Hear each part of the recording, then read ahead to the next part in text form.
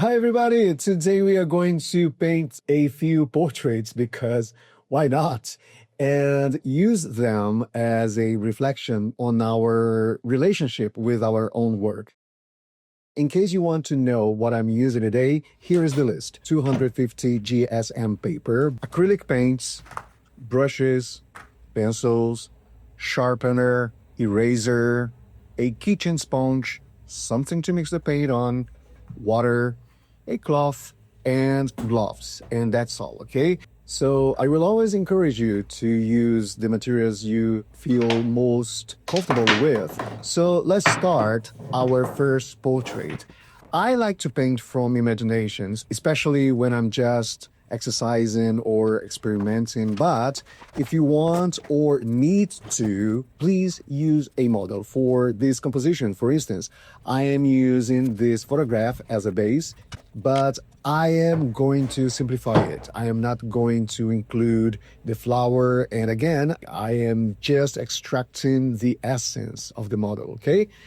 And I like sketching with watercolor pencils because they blend well with wet paint, whether you are using watercolors, acrylics, or even oils. And another thing that can be helpful is starting by marking the outlines because they can easily get lost under the first layers of paint.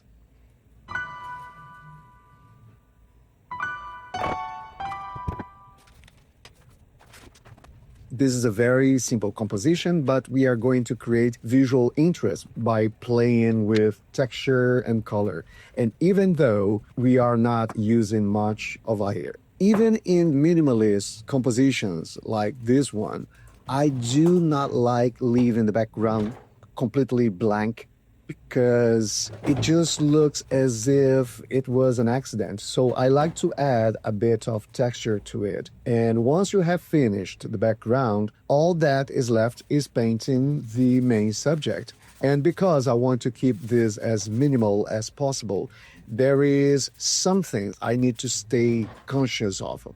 Even in loose or more abstract compositions, like the ones that we are going to be painting today, you still need to pay attention to your brushwork. Do not try to force texture. The paint itself will already create beautiful texture naturally. So if you force it, not only it will become noticeable, but parts of it might start looking accidental, okay? And everything in your composition should feel intentional, even the accidents. If an accident happens and you decide to keep it, then it becomes intentional. But never allow something you intended to look accidental.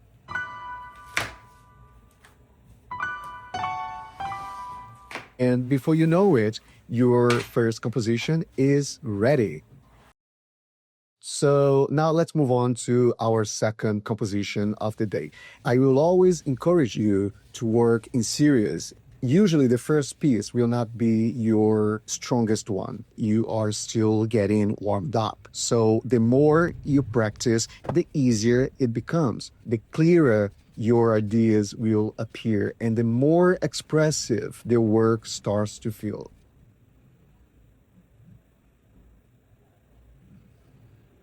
Okay, so today I want to talk about something that becomes increasingly difficult as we grow attached to our own work: the ability to see it from outside. Because every work we make comes with history, our history.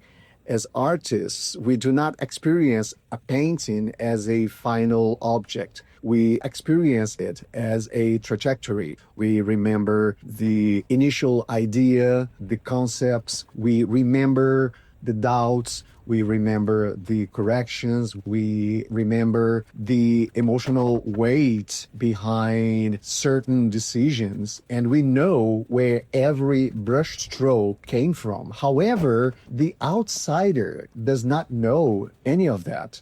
The outsider only sees the final arrangement, okay? Colors, shapes, composition, presence, and that distinction matters more than most of us realize, because many times we expect people to understand the process behind the work. We expect people to feel the intention. We expect people to see it as we see. We expect people to understand what happened between the initial idea and the composition that they have in front of them. Sometimes that happens when we are seeing something that we are minimally familiar with, like a work of a famous painting. For instance, when you look at a Van Gogh painting, you know something about his own trajectory. So it's easier for you to look at a Van Gogh painting for the first time, and just by knowing that it was him who painted it, you understand already a little bit of the trajectory of that painting.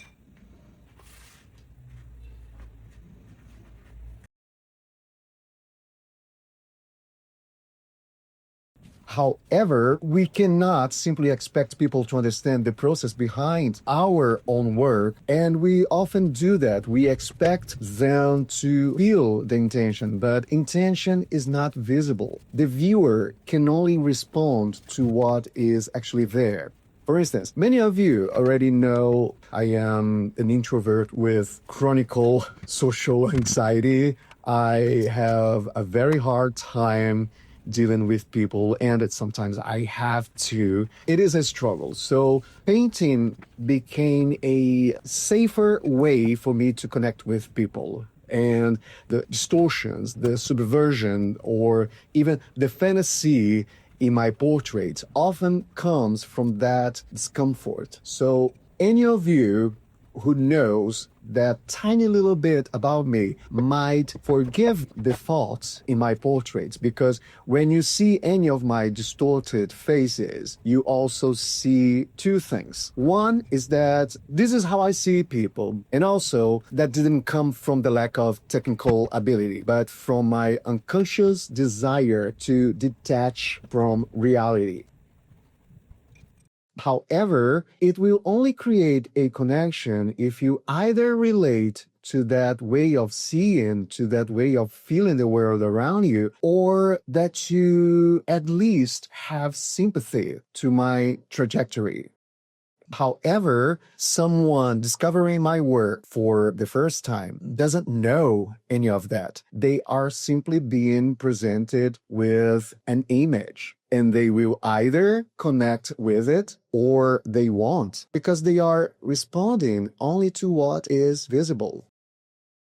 Okay, so what I'm trying to say is that it's not fair for me to expect everyone to understand my work or like it simply because it was made by me. A piece of work still needs to connect naturally with the viewer, with their story, with their way of seeing the world. And without knowing my own story, many people simply will not connect with it. And there is absolutely nothing wrong with that.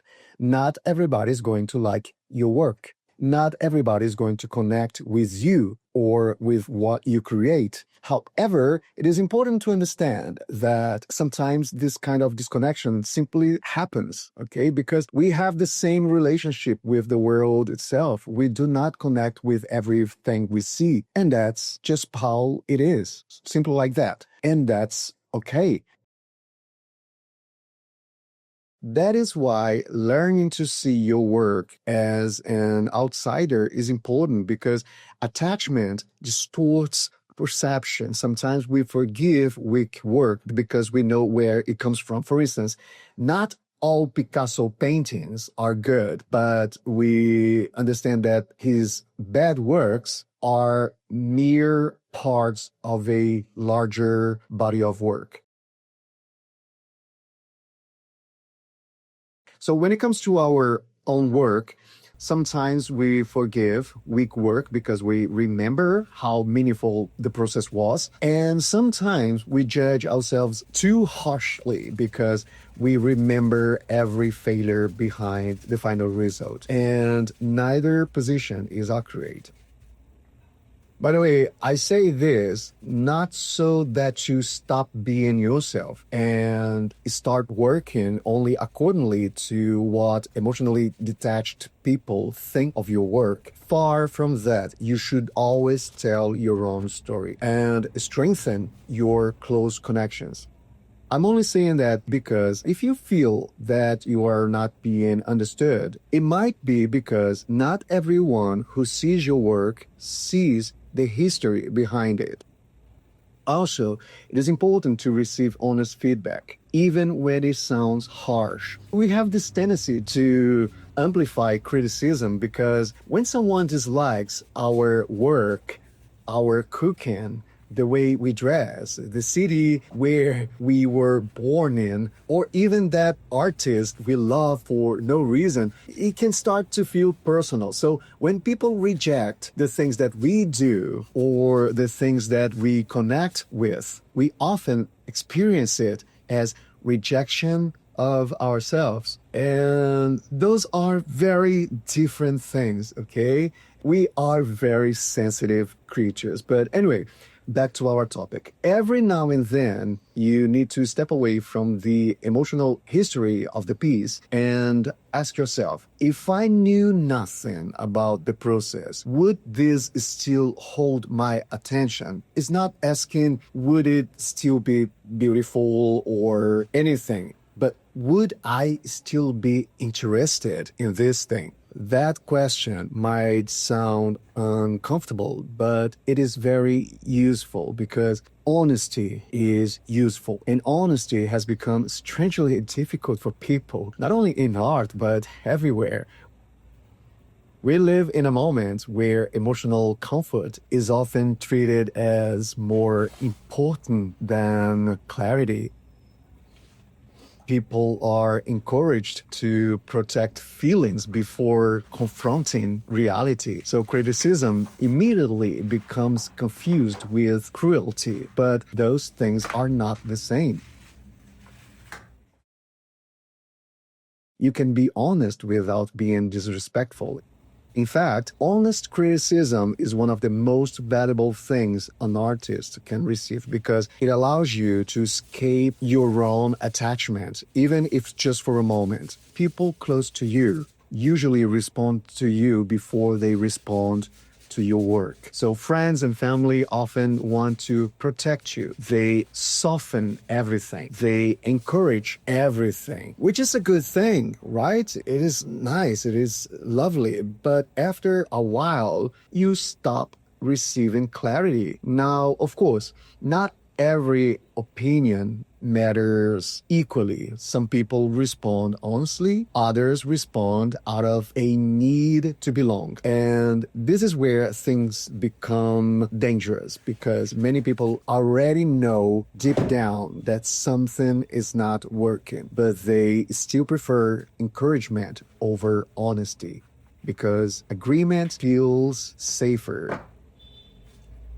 It's like when you ask someone, how are you? If they say anything other than, I'm fine, I'm all right, thank you, they break your system. You don't know how to act. So agreement feels safer. Belonging feels safer. And that happens in art constantly. People convince themselves they love things because everybody around them does. Or they defend weak ideas because criticism feels socially dangerous. And over time, that creates a culture where authenticity becomes rare because it requires separation. It requires enough confidence to stand slightly apart from the group and say, no, I do not actually believe this works. And even when that position is uncomfortable, even when it isolates you temporarily in a world increasingly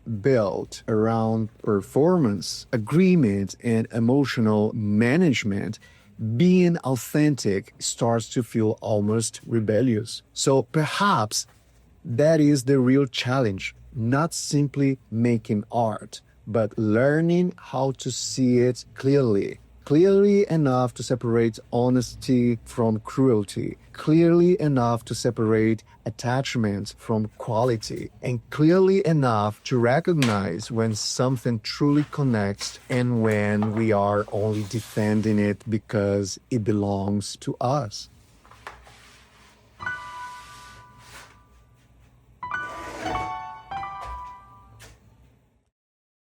So these are the results of what we did today. I hope you've learned something new today and that you can look at your work as if it belongs to someone else. Better, as if it belongs to someone you have no connection with. Remove the history, remove the effort, remove the emotional justification, because growth rarely comes from comfort, and authenticity almost always requires courage. As always, keep on practicing and thank you for joining us.